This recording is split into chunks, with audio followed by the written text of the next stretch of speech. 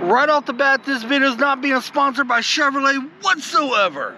So now that we got that out of the way, this video is about my little Sparky right there. I did the 5,000 mile review. I did the 10,000. Yeah, I did the 15,000. Here's my 20,000 mile review on my Chevrolet 2020 Spark. She's a little dirty because here in the Midwest, we are in winter time. And we just got done melting down from a major snowstorm. So I could have cleaned it, but you know what? It adds charm. Just like all my other reviews, I tell you what I found wrong with the car, and I tell you what I like about the car. All the other reviews, I couldn't think of one thing wrong. Well, guess what? I did this time. That's right, I do have one complaint about this car. My complaint is the windshield wipers. Yeah, the windshield wipers. The windshield wipers are a pain in the butt to install. And I tell you what, I met my match. I even had a guy that worked at AutoZone. I had to think about that. Even he had trouble installing the new windshield wipers.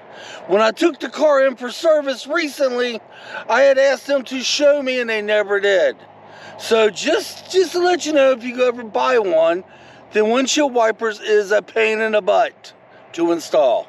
But beyond that, guys, let's talk about some of the good. Right off the bat, you know, if you ever bought yourself a little Spark car, you're gonna know right off the bat, it's awesome on gas. One of my concerns was when I bought the little Spark, how's it gonna do on the road? Is it gonna be able to keep up with the other drivers? If I have to pass somebody, am I gonna have troubles? Believe it or not, this car can keep up with the rest of them. And then some. I have no problem passing other drivers and keeping up the speed I need to keep up. It's got a lot of giddy up and go. My other concern was, how much can I put in the car? Well, I'm here to tell you guys, I do a lot of adventures, okay? You ever watch my videos, which some of you guys do, I do a lot of adventures. I camp, I fish, I hike. This thing's held everything. And I hadn't even had to put down the seats yet. That's right. I take this car everywhere, which was my other thought about when I bought this car. Well, I was like, since it's so small, how's it going to do if I ever had to take it on a gravel, a dirt road, or even snow? Well, yes, for me to get to some of these adventures my wife and I go on, we do have to take it to some really rough territory. Yeah. And the car handles it like a charm. Oh yeah. See, I take the car everywhere we go. And this little car takes me everywhere we go. And the best part is I don't have to pay a fortune on my wallet. Now down to the snow. Yes, it's perfect in snow.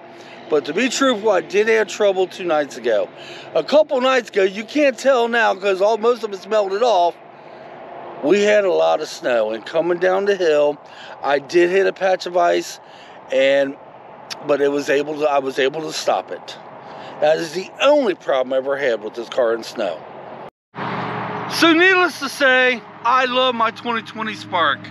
It's almost 2 years old, and about 2 weeks from now, from the airing this video, my car will be 2 years old. That means that's when we bought it. I have no other complaints. None. And I will do a video at 25,000 miles. I'm going to keep doing this until I'm just going to keep doing it. I figured by me buying this car brand spanking new and doing a review every 5,000 miles, if I ever did trade it in or anything, I could always tell the person, hey, every 5,000 miles, I did a review. No. I want to do this because I want to tell you guys, if you're ever looking for a car that's damn good on gas, and you can just pile anything in the world you want in it, and you can actually keep up with the other cars on the highway, and it's good in snow, the 2020 Spark may be for you. I would make one suggestion though, actually 2. If you ever bought a Spark, you may not want to get black because where I live, it is pitch dark. And it's hard to get the key in the keyhole. I have to literally take my finger and feel where it's at. but that's my fault. It's buyer's choice. I could have got the, the automatically door locks. Now, when we do get another car in the near future, it's going to also be a little sparky. But this time we're going to upgrade to automatic door locks. That would be the only thing I would suggest to you all. But until then, I see you at my $25,000. That's right. Hopefully, I might find something wrong with it then. This time I did find the windshield wipers. Yeah. Really, it's no big of a deal. Maybe I'm just an idiot and I didn't know how to change them. Until next time, guys, we'll see you at 25,000 miles. I tried on a little sparky. Come on, let's get out of here.